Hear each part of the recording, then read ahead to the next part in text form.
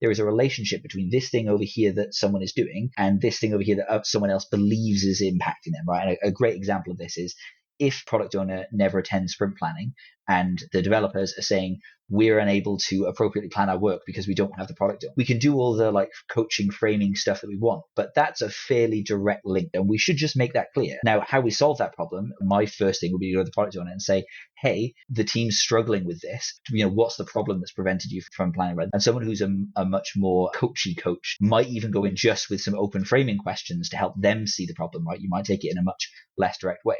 But ultimately, there are certain things that we just know, right? These things are connected. We need to talk about them. Welcome to the Product Agility Podcast, the missing link between Agile and product. The purpose of this podcast is to share practical tips, strategies, and stories from world-class thought leaders and practitioners. Why, I hear you ask? Well, I want to increase your knowledge and your motivation to experiment so that together we can create ever more successful products. My name is Ben Maynard, and I'm your host. What has driven me for the last decade to bridge the gap between agility and product is a deep-rooted belief that people and products evolving together can achieve mutual excellence. Welcome back. We are here for episode 2 of, I hope it's going to be 3, but let's see how we get on for time, with Michael Lloyd. Michael is someone that joined me for the previous episode where we spoke a lot about the state of training and certification in the Agile world and how that compares or doesn't compare to what happens in the product community. We drew a lot of conclusions, maybe not conclusions. A lot of thoughts were shared. And I feel more educated as a consequence. And I think a little bit lighter for having got some stuff off my chest. So if you want to know more about where we got to on this lovely meandering conversation we had around everything from SAFe and products, Scrum and Scrum Master roles and certifications, then do check out episode number 1, because we're putting all of that behind us now. And we are going to be talking a little bit more about measuring success as a product coach, Agile coach, Scrum Master, whatever it might be. Now, Michael, I'm not going to ask you to introduce yourself again. You did that on the last episode. So if people want to know more about Michael, check out the show notes. There's some links there to his LinkedIn profile and anything else we mentioned, or check out episode 1 to learn a little bit more about him. But let's not dilly-dally. Let's crack on with it, shall we, Michael? And let's talk about measuring success. Nice. Yeah. Where should we begin? So, yeah, I guess I'm just thinking about our last conversation, and I think the bit we wrapped up on is how do you give a bit more guidance to Scrum Masters and Agile coaches so that they know that they're successful in actually helping teams, helping organizations to get better. And for me, I guess I've got a question for you, which is, do you actually feel as a coach when you've been in teams and organizations that the organization understands your value? Like generally as a rule, do you think that your value has been well understood? I always feel that it isn't until the day that I decide that I'm done. Yeah. It's at that point when people will start saying, oh, I don't know what we're going to do without you. Oh, you've been brilliant. And I've always really struggled to understand I don't have any like preconceived, maybe I do. Maybe I have preconceived or have had preconceived ideas about what the value is that I add. Mm-hmm. And then I don't see that happening. Yeah. And so actually it turns out the value I was adding was something very different. I just didn't realize at the time. And I think it's because I'd set myself expectations that were probably making me unhappy because I was asking too much of myself. Yeah. Yeah, I think that's a common one. However, Sorry. So am I valuable? Yes.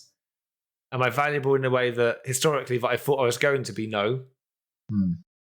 And do I now measure that? Yes, I do, through feedback and also working on short contracts where the client has every opportunity to not renew quite frequently, pretty quickly, if they don't think you're valuable. Yeah, and that's a good one, actually. I think it's what about you? Yeah, so I certainly echo a lot of those sentiments. The interesting one that you mentioned that I think, we all need to be better at is how do we ensure that we're actually putting ourselves in a position where we can essentially be falsified, right? As in our hypothesis, our value statement could be shown to be not there or not in alignment with what the client wants, and that we can then adjust, right? I think a lot of people get stuck into an organization where like, I'm here, I'm being paid, my job now is to just not get fired. I think that's an understandable thing that everyone gets caught in.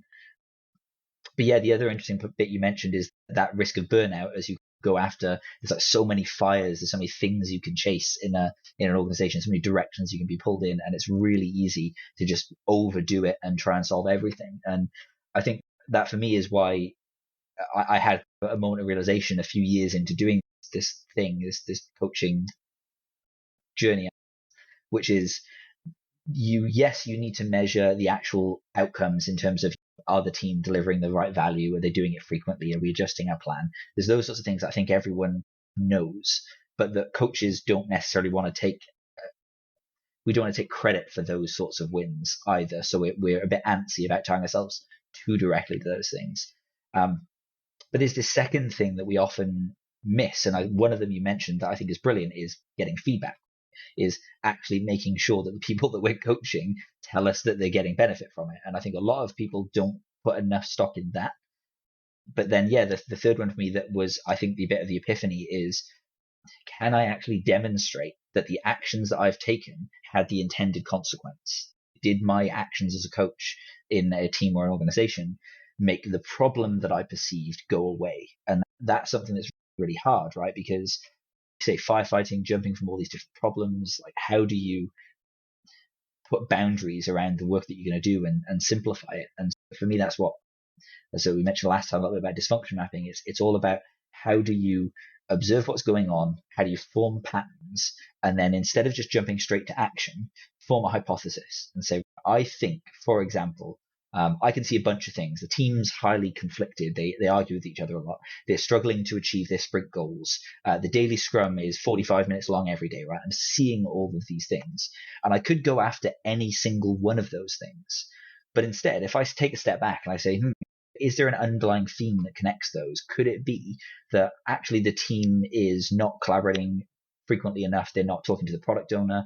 We aren't defining our work well enough, so we're starting work that's just not ready to be started. And so maybe the coaching action that I take is to shine a light on this problem, let the team know why these things exist, and then maybe bring in some structures from Scrum or XP or Safe or something else to put some stuff around it.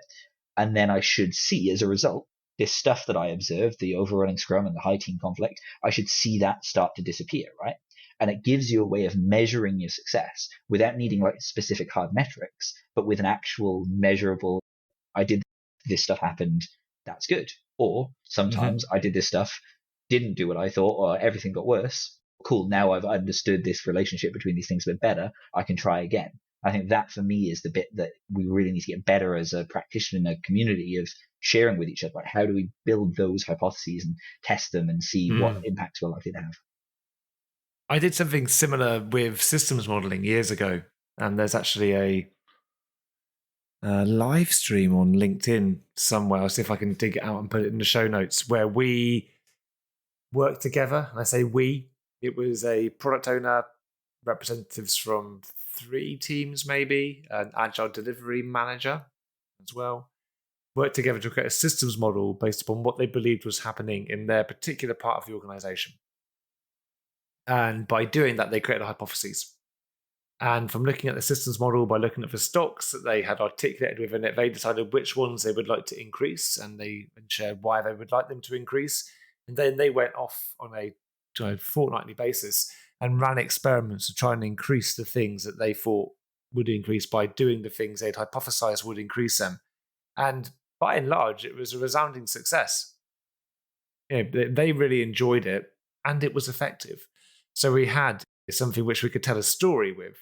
Now, the interesting thing was that out of the 3 things that they wanted to improve, 2 of them they smashed out the park, which was customer engagement and team engagement. Right? They measured them. Everyone was happy. The one thing they really wanted above maybe the other ones was for their leadership team to like them and engage with them more.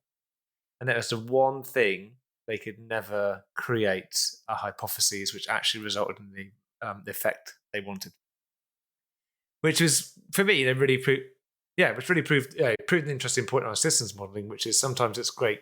And any kind of mapping, which allows you to see hypotheses, cause and effect, what you want to increase, helps to increase that shared understanding and creates a lot of motivation for then what people will be doing. But at the same time, it never gives you the ability to predict the future.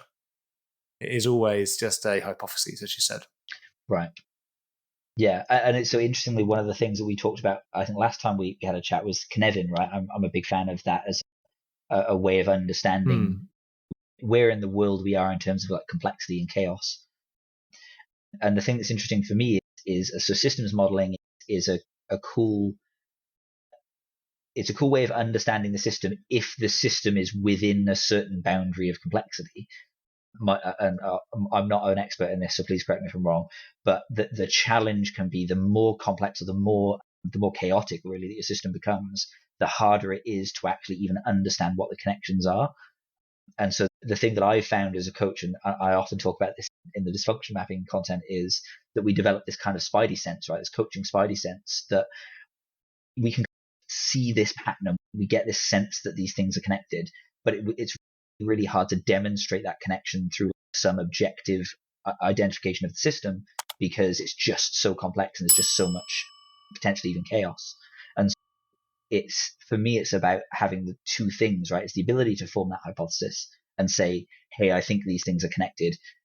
And without needing to then just say, hey, trust me, I'm an expert, I know these things are connected, or having to try and find a way to prove that these things are connected, you can just say, well, hey, this is the pattern we're seeing. And if we do some of this cool stuff over here, we expect to see some outcome.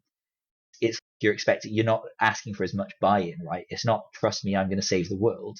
It's, hey, let's just see if we're right about this thing. Let's just see if we can make a change and go in the direction that we think it's going to take us. And I think that in my experience, has been a lot more helpful in getting buy-in for change from people, because I think agile coaches sometimes are perceived a little bit like shamans. We're just going to come in and wave our magic stick and stuff is going to change, but we can't explain why. And so giving people a little bit more of, oh, hey, look, my intuition tells me this. I'm going to test it now, and here's what we should expect to see. It's just a lot. I don't know. It's a lot easier to trust someone making that kind of approach. Yeah, and it's interesting because I think any approach which helps you to create a hypothesis and rigorously think through how you would like to approach something with the assumption that you have a good idea of where you're going would give any type of coach something to measure themselves against. And if you look back, as I mentioned about professional team coaching as an example, there would be a very clear goal that you're trying to achieve. The team would have articulated that, or you would have helped the team articulate that. You would engage with them on a periodic basis, so as chapters, effectively like periods, and you wouldn't be there all the time.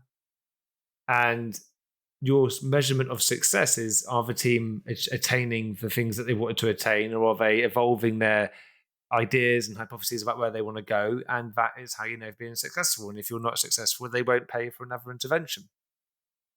Anything which helps us understand and bring it together gives us something that we can hook onto. I think the problem with Agile is that it's so broad, and things that when you're looking at such a big area, it can seem it is very complex. I don't think there's ever an objective model of a complex environment. It's always going to be subjective, and I think there's more that can be done around the tools and things we can use to help the understanding of that.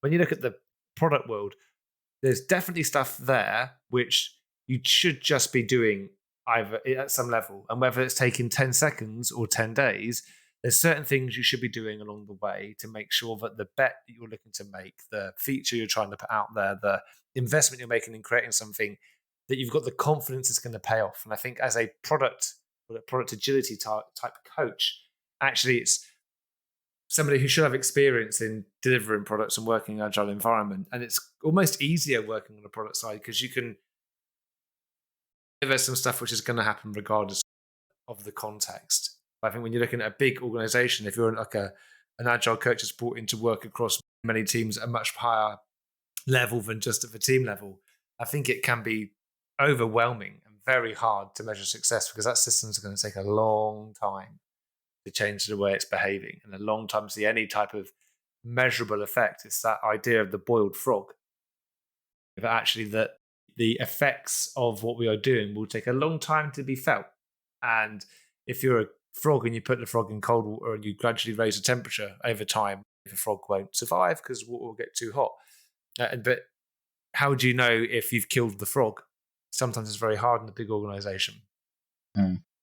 Yeah, it's interesting as well because to me there's a link there with the way that we as practitioners actually try and figure that out.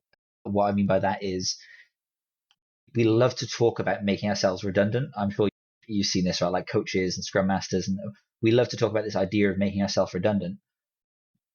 But I don't know many people that have. I don't think I know anyone that's ever really done it, right? As in, gotten to the point where they can be a scrum master or an agile coach, and then fully say, "I have achieved what I need to achieve. This team is now self-managing, and I can completely step away, and they will never need this help again." Maybe that's because that's a bit of a silly thing to expect. Maybe that's not realistic. But I think that the challenge for me is that we often don't put our money where our mouth is, right? And we don't actually, like you say, put those measurements in place so that we can actually show that we either have achieved some specific outcome. And then even if we're not going to reach some utopia where everything's perfect, we can at least say we've achieved a particular goal that we were looking for on that time horizon. And now it's a new discussion as to whether there's a new goal for the next time horizon. Because I think a lot of practitioners, unfortunately, and again, this is not to criticize the individual practitioners, but they're in a scenario where they're not going to be treated favorably by the higher ups in the organization if things don't go in the way that they should go. And oftentimes the impediments to things going where they should go is in fact the same leadership team that will blame coaches and leaders elsewhere for those problems. And so it is a very difficult, sticky catch-22 situation. But ultimately, I think the only way we as practitioners kind of raise the bar on that is by getting those measurements in place and making it absolutely clear that we wanted to do this thing and it either did or did not have this outcome.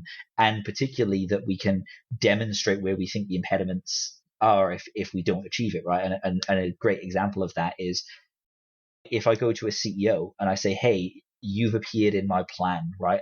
People are saying that the way that you act in these meetings or the way that you don't attend these meetings or something or other is a problem, right, that we need to solve. Then if that CEO decides to do nothing about that and just hand wave that away, okay, we have to make that visible, right? Like we have to, as practitioners, be willing to risk our own perception in the organizational high ups and say, no, if you're not going to take the action with me, if you're not going to help me come to a solution to that problem, then that problem's not going to go away. And you can't place blame for that problem. And yeah, I think that's a very hard thing to do in organizations that are very power oriented.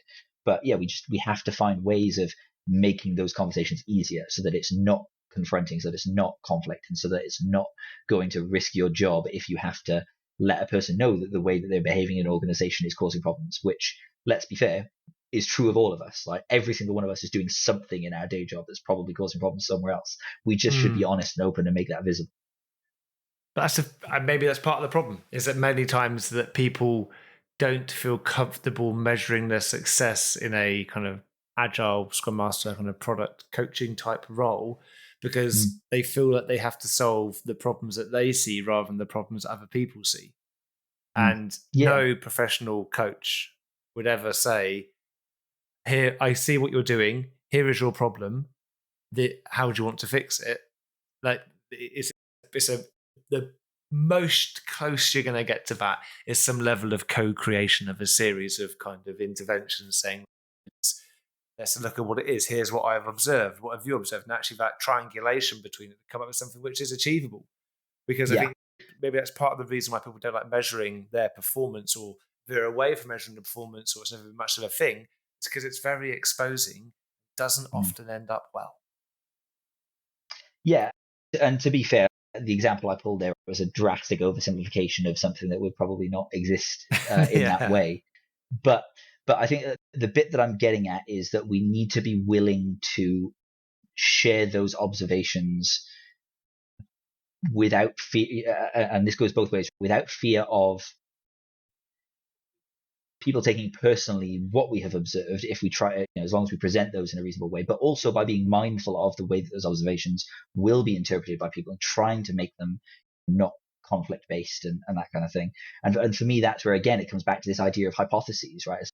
It's not about saying, hey, you're doing this thing and it's wrong. It's about saying, hey, there is a relationship between this thing over here that someone is doing and this thing over here that someone else believes is impacting them, right? And a great example of this is if the product owner never attends sprint planning and the developers are saying, we're unable to appropriately plan our work because we don't have the product owner, we can do all the coaching, framing stuff that we want, but that's a fairly direct link that we know from experience. Those two things are probably related, and we should just make that clear and say, hey, now how we solve that problem, like I've been in that situation, right? My first thing would be to go to the product owner and say, hey, the team's struggling with this. What can I do to help you to free up time so that you can attend planning? Or what's the problem that's prevented you from planning? Right? That's the way I would approach that. And someone who's a much more coachy coach, to not have a better word for it, might even go in just with some open framing questions to help them see the problem, right? You might take it in a much less direct way. But ultimately, there are certain things that we just know, right? These things are connected. We need to talk about them. And I think the reason those things are hard to talk about is because they are tied up with all these power relationships. But if we just turn it into a hypothesis and say, look, we have observed that team A is complaining about this. They believe it's because this person is absent. This person is absent. And especially if you're an organization that claims to be using Scrum, right? This is one of the things I use in dysfunction mapping is if we say that we're going to use some framework and then we're going to just deliberately ignore the rules of it, then we should accept that we're just being idiots, really, whether or not Scrum is the right answer or safe is the right answer. Like, either use it or don't, right? Until you've actually done it and followed the rules and now you're adjusting. And again, it's easier to make that point. It's not about I'm saying you have to be present at this meeting. It says, we said that we're using Scrum. Why is it that we're now just ignoring this rule? So let's try following that rule and see if it solves this problem. And then if not, cool, that's my fault, right? I don't know what I'm talking about. That's fine. But more often than not, these patterns that we see 80% of the time, they do relate in the way that we think they do as coaches, because it's happened thousands upon thousands of times in different organizations. So we just want to be clear about that. One of those coaching smells, I think somebody exactly. once said. So how about, Michael, we are running towards the end of our time. We haven't really had the opportunity to speak about product agility, but maybe we will get back. And I'm going to be talking about it more and more as we go through these episodes anyway. So we'll get you back, and I wouldn't mind. I'm contemplating maybe a bit of a roundtable conversation with a few people. Oh, cool. It'd be nice to get a few people involved. But we said we were going to talk about measuring success, and we have spoken about measuring success, but I wonder if you fancy a challenge. And for everyone listening or watching, this was a challenge which I haven't articulated to Mike before, is I'm wondering if we play a little game of measurement tennis. Okay. So we'll have a timer for 2 minutes. Let's do a minute and a half. 2 minutes, I just find scary for some reason.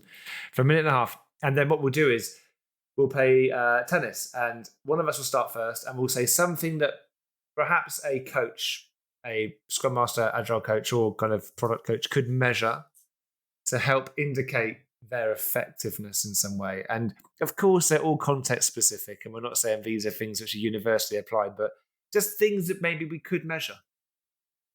And we'll just see how many we can get through in 90 seconds. Are you up for it? I can try. I feel like you really put me on the spot with this one, but I'll do my best. I'll go first to give you an idea. And we'll just see where we get to. And don't worry about explaining them. We'll just let them hang, and then we'll let the internet answer the questions. Okay, you ready? I would measure average impediment resolution time. Nice. Yeah, that's a good one. So I'm a big fan of backlog aging. I would look to measure work in progress across the life of an item being refined, from when it goes in the backlog to when it's with the team. Yeah. I suppose the easy one then there would just be cycle time, right? Yeah. How about percentage of product backlog items used by the user in the sprint review? Nice. Yeah, that's a good one. So I'm a big fan of flow efficiency as well. I think that's a good one. As if I'm a coach or a scrum master, how many teams more am I supporting than when I started? Ooh, that's an interesting one. I wonder which direction is good. Yeah, I think that makes me think actually that there's something there about how many people in the organization actually are willing to give you positive feedback, right? Like how many actual individuals have said that you've made their life easier. Nice. Like a count of people who are willing to say anything about you, maybe, and then looking at how many people have said positive things too. Yeah, it feels a little bit like it's just a Reddit thumbs up dopamine hit, but still. But why not? It's better than nothing. We're not measuring to say that we have been successful, but what can we do to increase confidence that we have had an effect? And I think that and this will be the last thing I'll say, and we'll wrap this episode up, but people are always going to measure your performance in whatever role you are in. And to walk into a situation in any role and believe that you can just do whatever you want and not worry about your performance, or believe that no one's actually measuring performance, then that's naive. Like, somebody somewhere, whether they're important to us and our career or not, will be measuring our performance, and having an appreciation of who is measuring our performance that can actually affect our career and what we're doing positively or negatively. That's a really important thing to try and understand. Because if you can understand that, then you can do something about it. But just avoiding it and pretending like that isn't a thing, winging it, isn't something that works for all of us. Yeah, and just to add a little one-liner of mine that I like related to that, which is change what you measure and measure what you change. So if you don't like what's being measured currently based on your performance, make a case for changing it, give them something better, right? And then make sure that you're constantly measuring how that changes over time. So lovely. Love it. I wonder if that will be the title of this episode. Who knows? It could well be. Thank you so much for this time. We've chewed through the time. So thank you for taking a couple of hours out of your life to spend some time exploring these topics. It's been a delight, and nice to see you again after we met on my Training from the Back of the Room course. It feels like an eternity ago. That was probably last year, wasn't it? Yeah, no, I appreciate it, man. It's been a good chat, and yeah, ever since that course, I am a big fan of yours. I love the work that you do. So yeah, always happy to catch up. Ah, lovely, mate. We'll get you back, and as I say, we need to think of people to form a little roundtable conversation on something juicy. So, mate, we'll get you back. Mike, if you think of something, or if anybody listening thinks of anyone they'd like to see involved in that conversation with some juicy topics, then please let me know. Perhaps we'll even do it as a live stream, so then we have nowhere to hide. But let's see. Good. Let's see.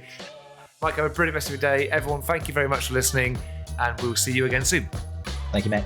Michael Lloyd was full of contentious thoughts and, well, provoking conversation, and I love that. Hopefully, we can get him back in 2024 for another episode. Now, what's next, I hear you think? Well, we have a gentleman coming on who founded a company whose product is now getting 1 million active users. This product focuses on the joy of engagement, making remote teamwork not really suck, and, well, making hybrid and remote meetings a little bit less shit than perhaps they have been historically since the pandemic. What is the tool, and who is the person, I hear you ask? Well, the product is Aha Slides, and the person is Dave Bowie.